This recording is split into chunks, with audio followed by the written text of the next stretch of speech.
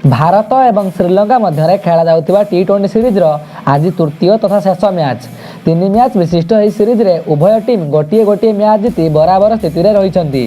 तेणु आज खेल जा अंतिम टी20 मैच निर्णायक मैच हेब। आज मुकाबला भारतीय समय अनुसार संध्या 7टार आरंभ हेब।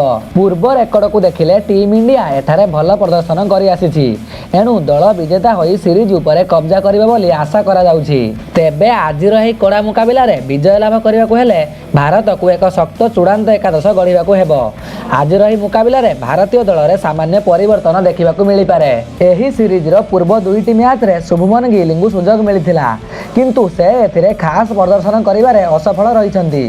तेणु एही मैच रे गिल स्थान रे ऋतुराज गायकवाड़ खेलुथिबार नजर आसी पारंती। तेबे आजिर मैच पई भारतीय दलर चूड़ांत एकादश रे ईशान किशन, ऋतुराज गायकवाड़, राहुल त्रिपाठी, सूर्यकुमार यादव, हार्दिक पांड्या, दीपक हुडा, अक्षर पटेल, शिवम मावी, उमरान मलिक, युजवेंद्र चहल एवं अर्शदीप सिंह को स्थान मिल पारे। आजिर ही निर्णायक मुकाबला रे किए विजय लाभ करि पारे आमको कमेंट करी जणांतु।